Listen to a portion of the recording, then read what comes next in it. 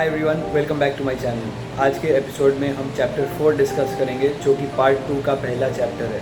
Part 1 हमने पिछले videos में कंप्लीट कर दिया है, तो अगर आपने वो नहीं देखा तो डिस्क्रिप्शन में आप लिंक फॉलो करके पूरा प्लेलिस्ट देखें। और अगर आपका ये चैनल पे पहला वीडियो है तो don't forget to subscribe to my channel, because this is a series of videos. तो अगर आप सब्सक्राइब करोगे तो आपको पता चलेगा कि नया एपिसोड आया है। तो ये जो चैप्टर है वो शुरुआत होती है इसकी रुडयार्ड किपलिंग के कोट से, जहाँ पे रुडयार्ड किपलिंग बताते हैं कि उनके 6 दोस्त हैं। ही इज़ गॉट 6 फ्रेंड्स, और वो 6 दोस्त उनको हर जगह पे काम में आए, और उनको जो भी पता है वो सब उनकी वजह से पता है। और ये 6 फ्रेंड्स कौन है इनके? What, why, when, how, where and who. और ये हमको एडवाइस दे रहे हैं कि हमको भी ये सारे क्वेश्चंस अपने आप को पूछने चाहिए, हर चीज़ में पूछने चाहिए, हर इवेंट में पूछने चाहिए। तो अगर आपने पिछले वीडियोस देखें तो आपको विलिस एच करियर का फार्मूला पता है। तो हमें ऑथर पूछते हैं कि ये मैजिक फार्मूला से क्या बात सब ख़त्म हो जाती है क्या? तो बोलते हैं कि नहीं, मैजिक फार्मूला के बाद जो अलग अलग टाइप के प्रॉब्लम्स होते हैं उनको फेस करने के लिए हमें एक प्रोसेस है ऑथर के हिसाब से।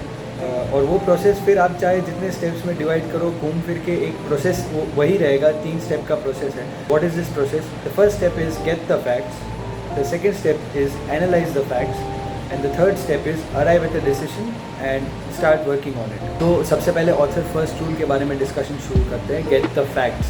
तो ये गेट द फैक्ट्स जो रूल है, पहला जो स्टेप है, उसके बारे में डिटेल में इसलिए हमें बताना पड़ता है क्योंकि इतना सिंपल नहीं है जितना हमें लगता है। और इसमें प्रॉब्लम क्या होता है कि जब हम फैक्ट्स को गैदर करते हैं तब हम इम्पार्शियल नहीं होते, और हम इनवेरिएबली ऐसे फैक्टर्स पहले लेते हैं जो हमें कन्वीनियंट लगता है मानने में। तो हर्बर्ट हॉक्स करके जो है डीन ऑफ कोलंबिया कॉलेज, वो बोलते हैं कि confusion is the chief cause of worry.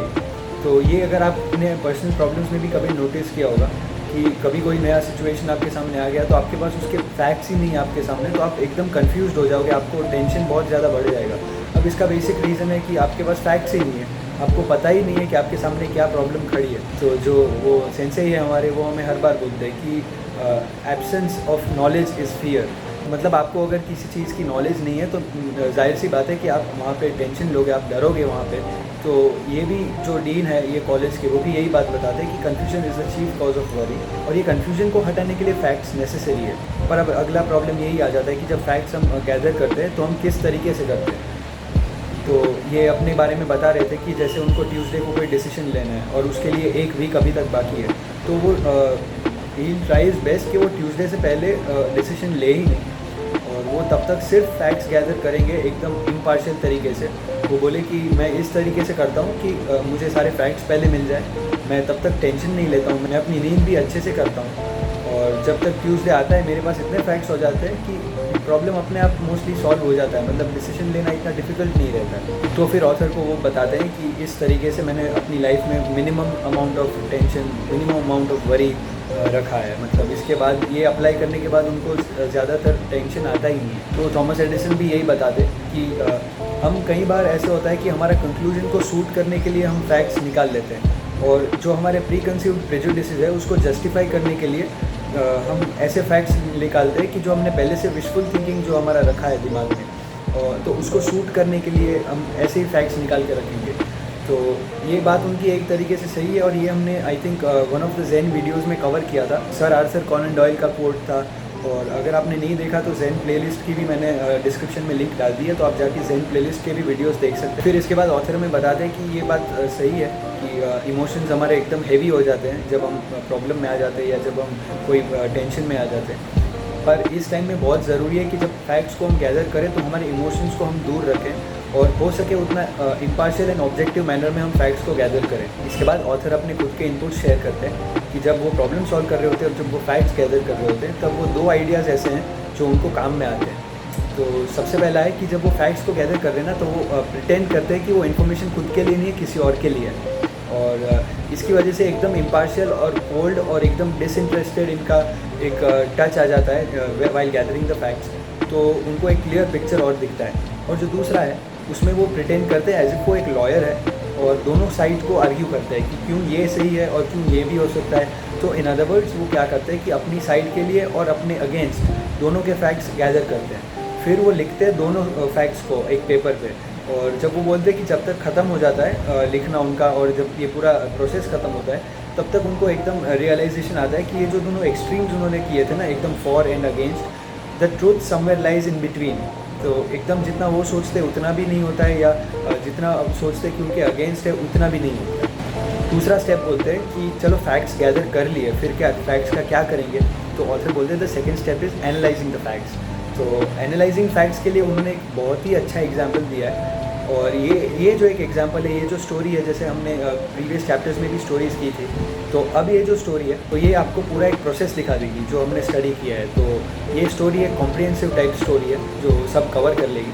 तो इसमें एक बिजनेसमैन के बारे में पता है, जो एक अमेरिकन बिजनेसमैन था, वो चाइना में था उस टाइम पे। और चाइना में जापान ने तब इन्वेट किया था 1942 में। तो तब उस टाइम ये शंघाई में थे। तो आर्मी का एक लिक्विडेटर आया था, और लिक्विडेटर ने आके ये ऑफकोर्स ये कंपनी का जो एसेट्स है वो सब लिक्विडेशन, उसका प्रोसेस सब शुरू किया। तो ये जो आर्मी लिक्विडेटर था वो एक एडमिरल था, और उन्होंने आके सीधा इनको बोला कि ये जो भी लोग हैं जो लिक्विडेशन के लिए आए उसको आप हेल्प करो। तो उनके पास कोई चॉइस ही नहीं था, क्योंकि या तो डू और डाई था। तो वो उनकी हेल्प करने लगे। फिर क्या हुआ कि एक ब्लॉक ऑफ सिक्योरिटीज़ था पूरा $7.5 लाख का। तो वो इन्होंने लिक्विडेटर को या उनके लोग को डिस्क्लोज़ नहीं किया।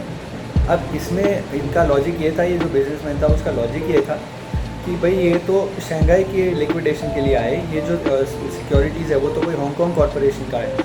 तो बोले जब हमारा हांगकांग का जो यूनिट है अगर उसका ये सिक्योरिटीज़ है तो यहाँ पे डिस्क्लोज़ करने का कोई मीनिंग नहीं है। तो फिर उन्होंने इसको डिस्क्लोज़ नहीं किया।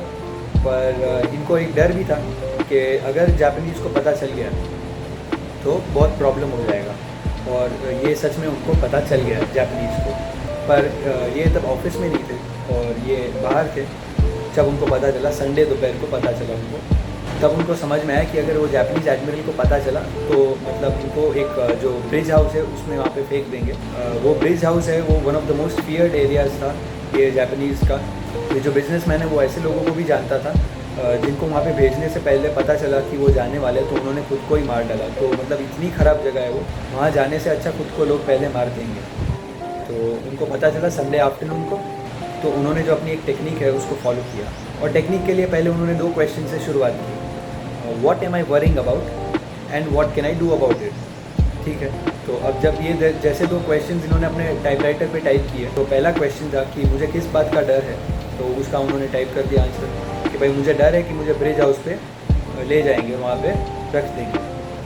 ठीक है, फिर उन्होंने क्वेश्चन 2 पूछा अपने आप को कि मैं इसके बारे में क्या कर सकता हूँ। तो काफ़ी घंटों तक उन्होंने सोचा और 4 आउटकम्स उन्होंने लिख दिए कि भाई 4 चीज़ें मैं इसके बारे में कर सकता हूँ। सबसे पहला ऑप्शन कि वो जापानीज़ एडमिरल को जाके सामने से बता दे कि भाई ये 7.5 लाख की सिक्योरिटीज़ है, मैंने डिस्क्लोज़ नहीं की। पर अगर वो जापानीज़ को बोले इंग्लिश मेरा समझ में नहीं आया, तो मैं अगर वो भी ट्रांसलेटर को लेके जाऊंगा और ट्रांसलेटर उसको क्या बोलेगा, तो उसमें अगर जापानीज़ का दिमाग घूमेगा तो वैसे ही उसको जाके ब्रिज हाउस में उठा के डाल देगा। फिर दूसरा उन्होंने सोचा कि मैं अपनी YMCA जहाँ पे मैं रहता हूँ वो छोड़ के मैं भाग जाऊँगा। तो बोला कि अगर वहाँ पे मेरी आने जाने पे एंट्री होती रहती है यहाँ पे YMCA में, तो कैसे भी मुझे जापानीज़ ढूंढ लेंगे और मुझे वहीं के वहीं मार डालेंगे जहाँ पे मैं मिला।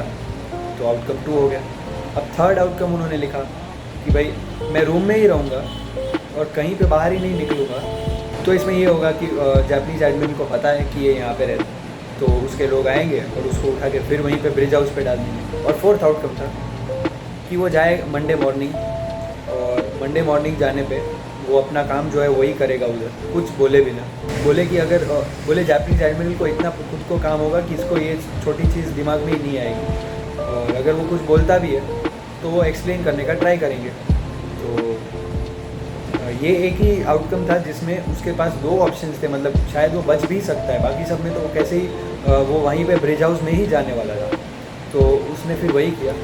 जैसे मंडे हुआ वो गया ऑफिस में, उसने देखा कि जापानीज़ एडमिरल वहीं पे बैठा था और वो एक सिगरेट पी रहा था और बस इसको देख रहा था और कुछ बोला नहीं उसने। और 6 हफ्ते हुए और वो वापस जापान चला गया।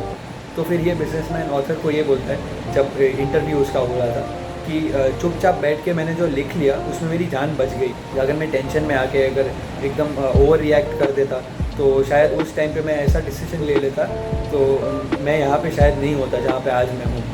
तो फिर उन्होंने बोला कि हम राउंड एंड राउंड सर्कल्स में ही जाते रहेंगे अगर हम एक फिक्स पर्पस नहीं डिसाइड करेंगे और एक डिसीजन नहीं लेंगे। तो उन्होंने बोला कि 50% उनके वरीज तब ख़त्म हो जाते हैं जब एक वो क्लियर डेफिनेट डिसीजन ले लेते हैं, और उसके बाद 40% तब ख़त्म होते हैं जब वो कैरी आउट कर देते वो डिसीजन का। तो बोले कि 90% मेरी लाइफ के प्रॉब्लम्स यही स्टेप्स से ख़त्म हो जाते हैं, फिर जो 10% होता है उसमें भी देखा जाएगा क्या होगा। तो उन्होंने बोला कि ऐसे 4 स्टेप्स हैं। सबसे पहले कि पहले तो मुझे किसकी टेंशन है वो मुझे लिखना है, writing down what I can do about it, मतलब मैं अब टेंशन जिस बात का ले रहा हूँ मैं उसके बारे में क्या कर सकता हूँ। तीसरा, मैं डिसाइड करूँगा कि मैं अब क्या करूँगा। और फोर्थ है कि अब जो डिसाइड कर लिया है तो इमीडिएटली उसको कैरी आउट कर दो। फिर चैप्टर एंड करते वक्त ऑथर हमें 4 क्वेश्चंस पोज करते हैं और बोलते हैं कि जो गैलन लिचफील्ड था, वो चाइना में जो बिजनेसमैन था, उसकी टेक्निक आप अपने प्रॉब्लम पे अभी अप्लाई क्यों नहीं करते हैं। तो उसके लिए उन्होंने हमें 4 क्वेश्चंस लिख के दिए और नीचे जगह दी है ताकि हम बुक के अंदर हमारा आंसर लिखें और एक छोटी सी प्रैक्टिस हो जाए। आपके पास पेन पेपर है तो आप वीडियो पॉज करो, क्वेश्चंस लिखो और आंसर्स लिखो, और फिर आप देखो कि जैसे ही वीडियो ख़त्म होता है तब तक आपके जो प्रॉब्लम है उसके बारे में आपको कितनी क्लैरिटी और आ जाती है। Question 1, what am I worrying about, मैं किस चीज़ का टेंशन अभी ले रहा हूँ। Question number 2, what can I do about it, मैं उसके बारे में क्या कर सकता हूँ। Question number 3, here's what I am going to do about it, मैं ये सारी चीज़ें इसके बारे में करने वाला हूँ। और जो फाइनल क्वेश्चन है वो है when am I going to start doing it, मैंने जो ये डिसाइड किया है वो मैं कब शुरू करूँगा। Alright, so this was the end of chapter 4. Do subscribe to my channel and keep watching out this space for more interesting content. Thank you so much.